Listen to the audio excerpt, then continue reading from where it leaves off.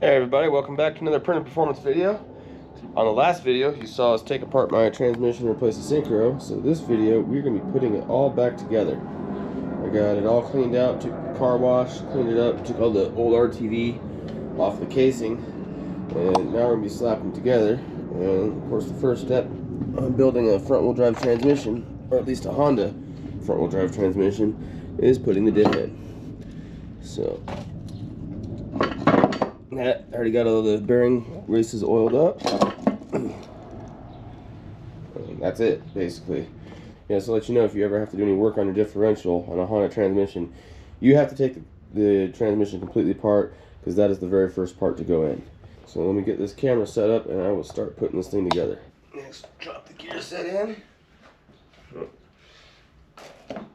Actually, let's put the shift forks on.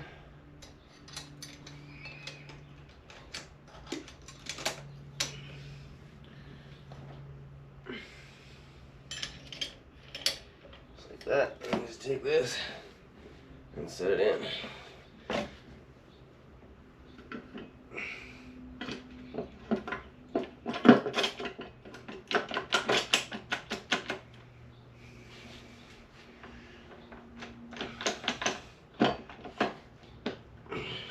Neutral. We're good. Alright. Something that's a little different on this engine as opposed to a lot of other something that's different on this transmission as opposed to a lot of other manual transmissions. This actually has an oil pump in here that's driven off of the final drive. And you just take that, give it a little spin, and just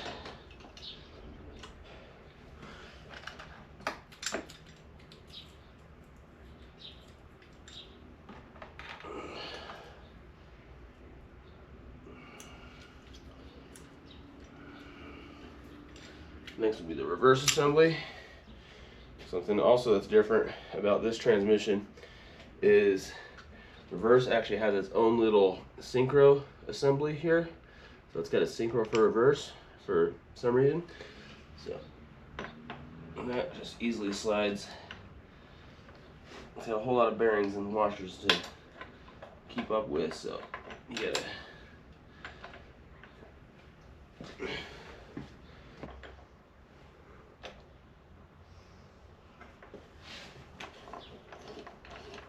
that spins a lot better. Okay. Alright, got that figured out.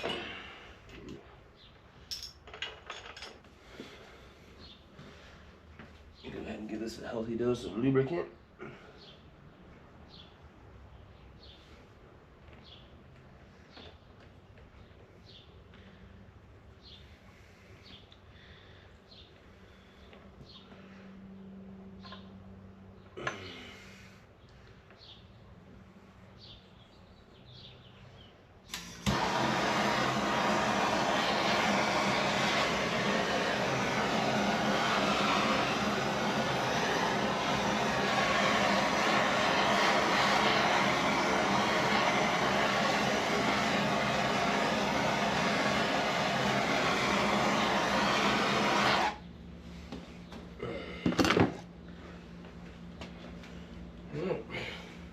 Let's see if she wants to go on.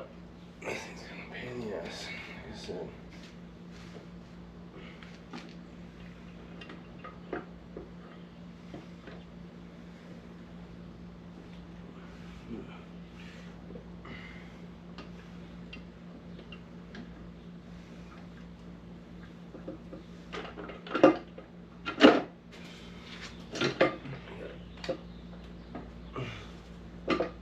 Lift it up all the way. I gotta kind of rotate this into the thing as it goes down. Stop. Take it down a little bit.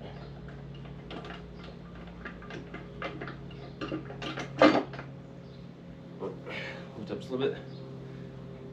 There it goes. Boom. That's that.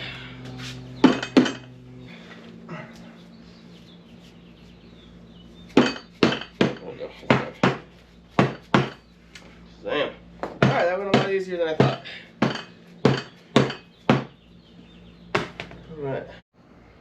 Alright guys, got it all together. Got it all bolted down. Only thing left to do is to drop it on its end so this counter shaft can scoot down just a little bit further and lock into this snap ring here. Sorry, move the camera. But last thing to do on this is actually clean the filter. And yes, these do have a filter. It actually goes right in here. There's a little plastic cap that holds it in with a spring. And you just gotta clean this from the outside or from the inside out. Spray it with brake clean. I've already got that done. So that just drops right in there. Spring goes on top of it. And then just the cap. Ooh, get the bolt in the way. Yep. And the cap just goes right on. It takes a little force. I'm going to try to do this one-handed while holding the camera.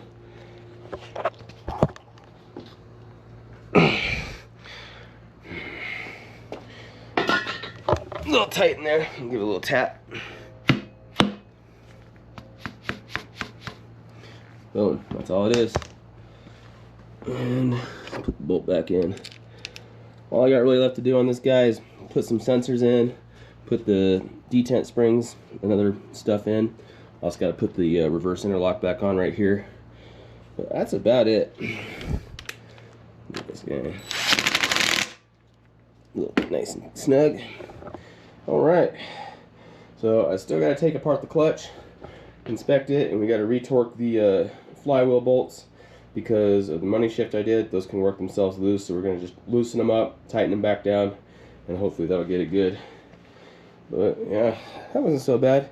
And another tip, do not do a test spin on the shafts until after you got it all torqued down, because if you do it before it's all tightened down on these bolts, it will feel like the input shaft is binding on the reverse gear because they sit really close together, but the reverse gear actually has a little spring washer on it.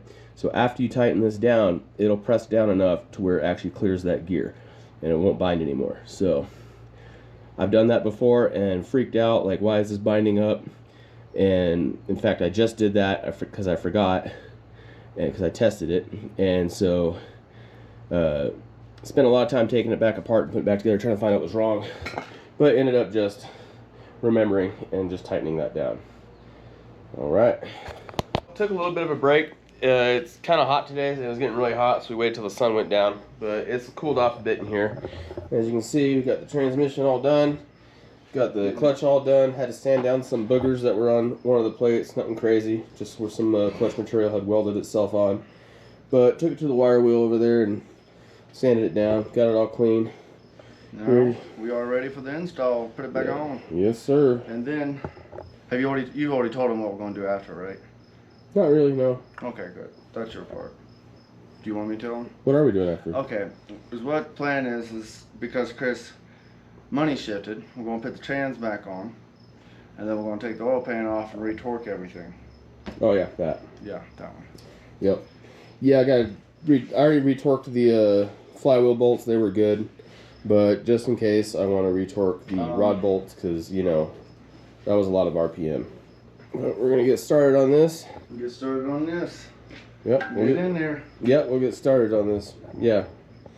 But after that, all I really have to do to get this ready for race day, or test and tune day actually, is I just gotta plumb the line for the rear brakes on that guy right there for the staging brake, and then we're gonna get rid of the brake proportioning valve because it's not gonna be doing anything anymore. And I'm just gonna run a straight brake line off of the master cylinder here to each front wheel. So pedals will operate the front brakes, and the handbrake is just gonna operate the back. There'll be two independent systems. For right now. For right now, I might get that brake line kit in the future. That's the fastest way to do it. Yep. All right, we're gonna get started on this.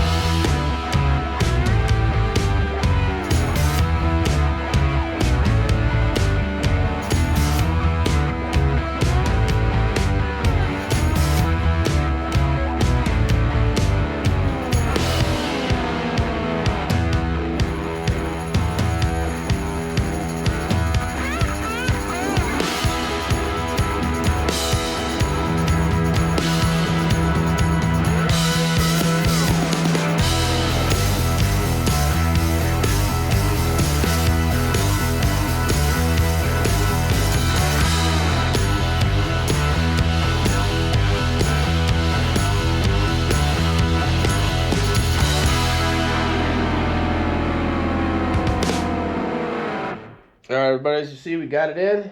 Yep. Got it all bolted down. Still got to do the back mount back here and quite a few other little things going on. I'm going to wait till tomorrow because there's a few bolts I want to replace for that back mount back there. And also for the exhaust. I'm going to get those at work tomorrow. But she's in. Yep. I just got to also touch up some paint where I ground it off to do welding. We're going to put some wrap on the exhaust. Yep. Got to rewrap the exhaust too. Yep. Well, yeah. But I think that's probably going to cut it for this video. But, you know, we are still going to the test and tune in July. Going to try to hit a Friday night drag. Test this baby out and see what she can do. Especially now that I got the staging brake in there. That's going to make a huge difference. Probably not going to be able to use that at PFI Speedfest because I will probably break out. Just the way it's set up. Let's hope that we break out. Yeah, like, this will definitely go faster than 11.5 on lowest boost now. Yeah. I did it on accident once already. Before all this. So, but that's going to cut it for this video. You guys have a good one. And please stay tuned for a lot more action to come. This thing's going to get a little crazy when we go to test and tune. I might just do a 9 and get kicked off the track. We'll see. If 15 pounds goes well, there's no reason to go 5 more. No problem with going. I might take it to 18. We'll see.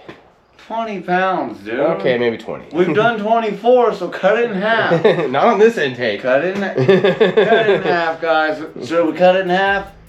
Put it in the comments. Yeah, put it in the comments. Let us know what you think. Alright, guys, so that's going to cut it for this one. Like I said, she's coming along, and she's going to be nasty. You guys have a good one.